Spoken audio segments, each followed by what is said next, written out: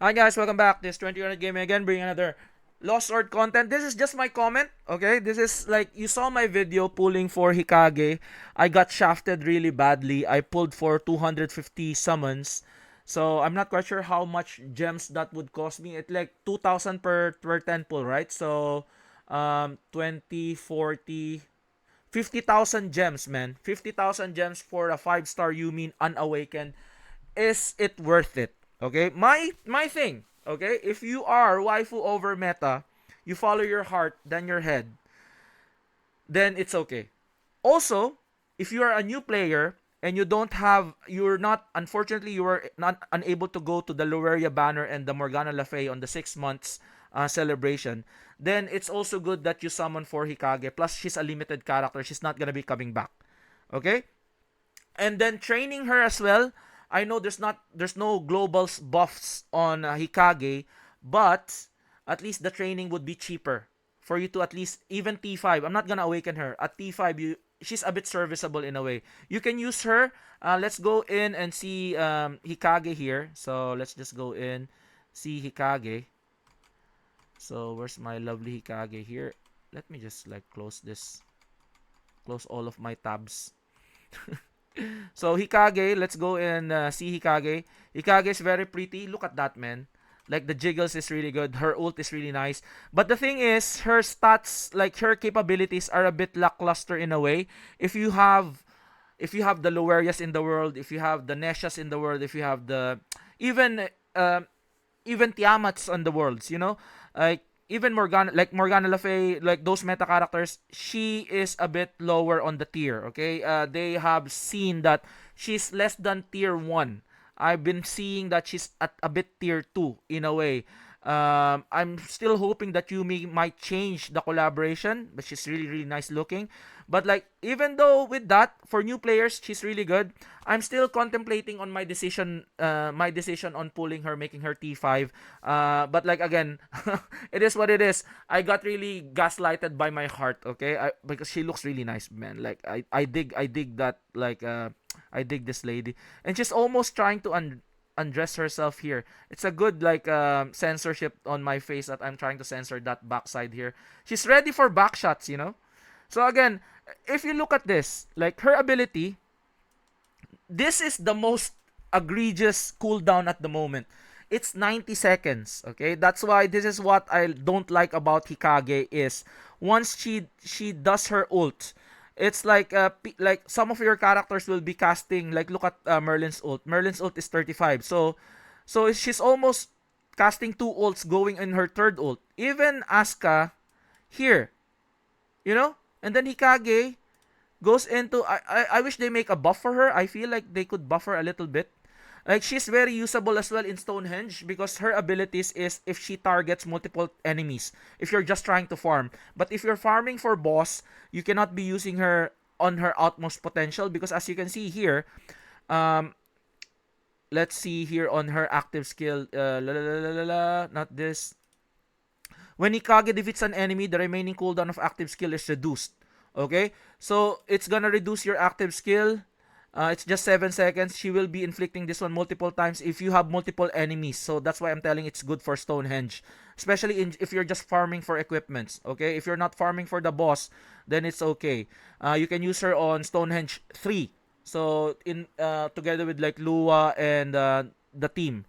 Okay, reduce the cooldown of the active skill. Self, if there are two or more target, inflict 40% more additional damage, and that's technically it. She excels in a lot of.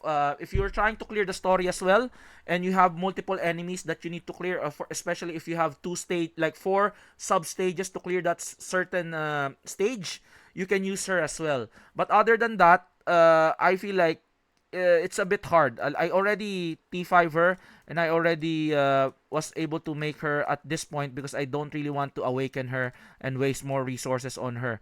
Okay, this one I want a crit damage on her, but like this is the best that I can do at the moment. T5. The card is, where's my card here? The best way that you can do if you want to just celebrate the collaboration, maybe just get you're getting a free Hikage anyways. right? Because of what happened in the past. We get a free Hikage. So maybe pull another Hikage so that you can just get the card. The pet, nah, I'm not getting the pet. Don't wanna waste my tickets on the pet. I know it's limited, but like again, I'm not gonna be gaslighted by my heart, okay? I'm looking for the character itself, not in the pet, okay? The pet usually is the Lohengrin and Phoenix, and that's the only thing that you need. And then maybe the second and third pet, you're only making those pets if they have lots of copies, okay? So that you can get more stats. So that's it for me. Like equipment wise, like a typical one for equipments, like I want to put in the Sagittarius here because again I'm able to like make the Sagittarius because the Sagittarius is like, for example, here, um if I go to the crafting equipment Sagittarius, there's like three targets instead of two, and then critical hit chance, it's kind of strong in a way. So I like that on her. And then armor wise, again, if you want to go trinket, you want to go here attacker, crown of the dead, so for crit hit. And then armor depends on what you have at the moment. This one, most likely she's an attacker type, 3 lines of crit damage or 4 lines of crit damage. If you only have 3 lines, it's okay because if you're not min maxing, or like if you want survivability, 2 HP and then 2 crit damage, but like do 3 crit damage would do. The Sagittarius, maybe 4 lines of crit damage or 3 lines of crit damage would do an attack on that. And that's really, she's easy to build because she's an attack type character. But again, I will be trying to get the Sagittarius because I have the Royal Bow Gun, range attack 10%, critical hit chance 5%. You can even use this. And then you can even use the Sagittarius as well. It's all up to you. Let's go to the Sagittarius again.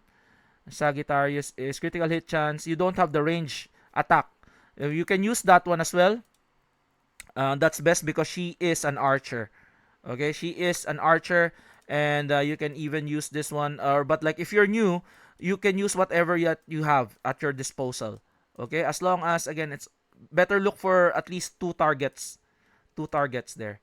So and a card like you can use this, but there's some other stronger card at the at that point, but like this is still serviceable for her.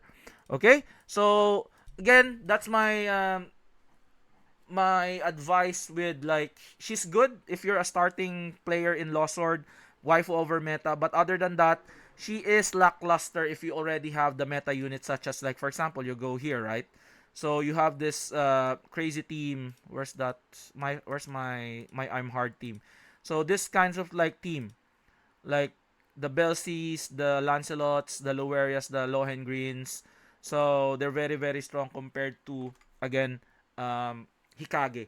So comment down below. What do you think? Hikage is doing well. Even Nesha is like OPer than Hikage. So I would like to hear from you guys down in the comment section down below. Do you regret on pulling for Hikage? Are you expecting Yumi to be stronger? I would like to hear from you. But again, at the end of the day, collaboration is for new players to come into the game, new eyes on the game. And sometimes, as I've been experiencing on all other collaborations, on all other gacha games, they're not that OP. Okay, because they're limited at that time. But again, sometimes it might change. Yumi might change the landscape. I'm not quite sure. But again, I got gaslit by my heart. It is what it is sometimes, you know. So yeah, that's it for me. This is again 2100 Gaming, and I'll see you guys in the next one. Peace out. Bye bye.